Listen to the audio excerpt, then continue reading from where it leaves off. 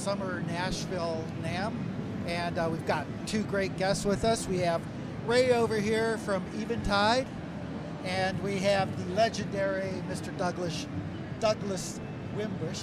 Hello there, Brad. Yes, indeed. Living Color, from Living Color fame. And both guys are here basically talking about Eventide. Doug's a user. But first, Ray, tell us what you got in your hand there. Well, we have a brand new power supply, which we've co-developed with Chocks from Denmark. It's called Power Max. It is you can hook up 7 high current pedals to it. It's switchable from 9 to 18 volts, and it's got a USB to power your phone or your tablet. It's a universal supply, so you can take it anywhere in the world, and it's only 1 inch thick and weighs 1 pound. So it really packs a punch. And if anybody's ever seen Doug's pedal board for Living Color, which basically looks like a NASA station, I'm sure, Doug, it's a city block long. You've been able to use this thing? Yes, I've been using it primarily all Eventide devices since I started in the recording industry in 1977, earlier than that. This device in particular enables me to power up the station of love.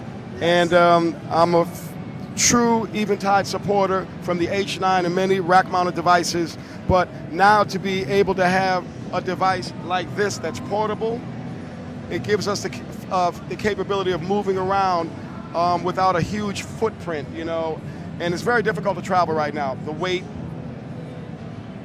all carrying all the gear. So anyway, this is an incredible product.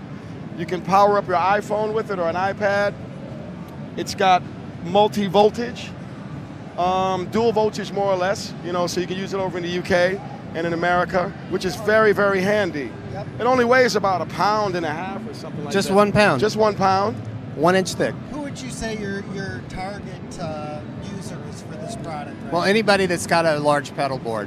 Yeah. You can even expand beyond this if this is not enough. You can also daisy chain to each of these. These are all isolated outputs. It's super low noise. It was designed by the man who designed all the switching supplies for Bang & Olufsen the past 20 years. I mean, is there any other cool new things that are coming out from Eventide that our listeners would want to know about? Well, we're working on a new algorithm, but I can't tell you the details because I'd have to kill you then. It wouldn't be the first time. Many great men have tried to kill me. I know. I would never kill you, Brad. I die hard. Yeah. So, we love you. You know, Doug was telling me before we sat down about this tour that you're doing called the Wimbish. Could you talk to us a little bit about that? I'll break it down a little bit. It only takes a moment to spark a kid's interest in picking up an instrument or playing a guitar. In 2004, I started an event called the Wimbish, and the whole purpose of it was to give back to the community and to connect kids with musical instruments and education. That's where it started. Since then, we've done 53 Wimbashes across the world.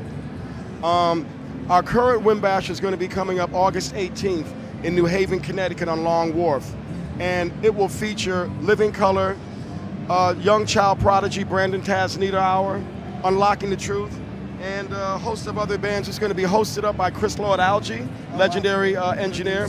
We both worked together at Sugar Hill Studios many years ago, and it will be, many bands that are going to be performing at this event. It's going to be at the Vietnam Veterans Memorial Park at Long Wharf, and it's a benefit concert for New Haven Public School District Music Program.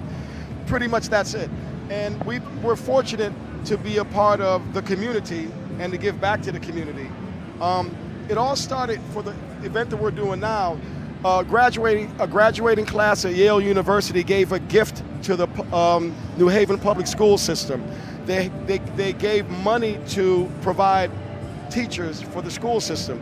This year, the school system does not have enough money for instruments. So we're all getting together in our communities, and my friends and fans and good sponsors like Ray, we're all chiming in to help make a difference to these kids for the next generation. Did Did you play in school? Did you play in a school band? Did they have a music program when you were? Well, they did, but there weren't like electric bass classes you could take. Yeah. I graduated in 1974, so it just kind of like didn't exist. But I was still taking music lessons through school, and I had it was there for me to take. It was important to me.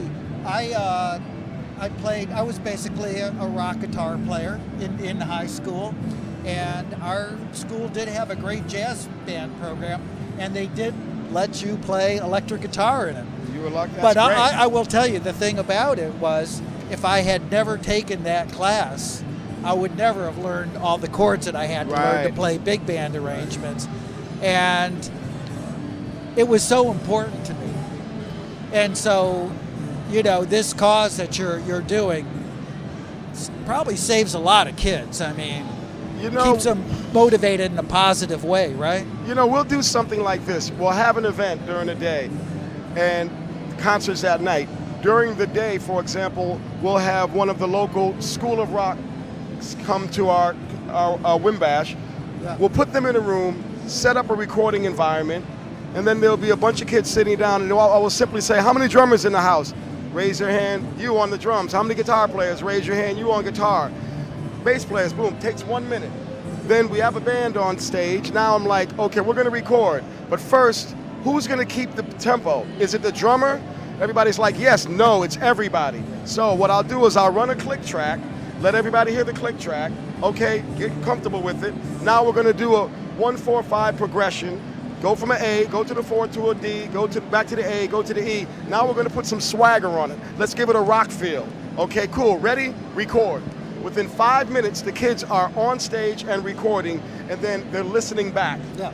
And it makes a huge difference when a kid can contribute. And then what I'll do is, I'll see the kid that's in the corner that's like shy, and I'll pull him out first.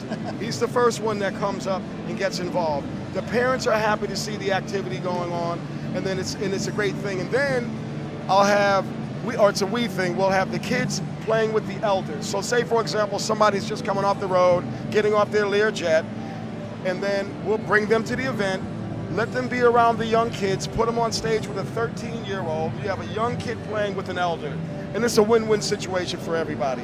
So all it takes is a moment to give that kid a spark. It's all it takes. I want to attend that. I got to stop by, see if I can come out. play. August 18th, New Haven, Connecticut. But also, everybody, if you haven't had a chance to listen, Doug with Living Color, they have a great new record out called Shade. I mean, you have to hear this man play to actually believe it if you want to hear some great bass playing. And of course, Vernon's in the band, so you hear a lot of great guitar playing too. So Shade. And we have the Eventide Power Max Power over Max here. coming soon. It'll be available in August. And go online to find out more about Doug's Wimbish and where it may come to a town near you. It may come to a town near you, and whatever you do, support the next generation. It's very, very important that we keep this alive, or else these events won't be here anymore. If kids aren't getting involved, what's going to happen? It's all about giving back. You know what I mean? It's all about giving back. So please, give generously to your local music program, support a teacher, support music education, please. Thank you, guys. I really appreciate it. Thanks, Brad. Cheers. Thank you.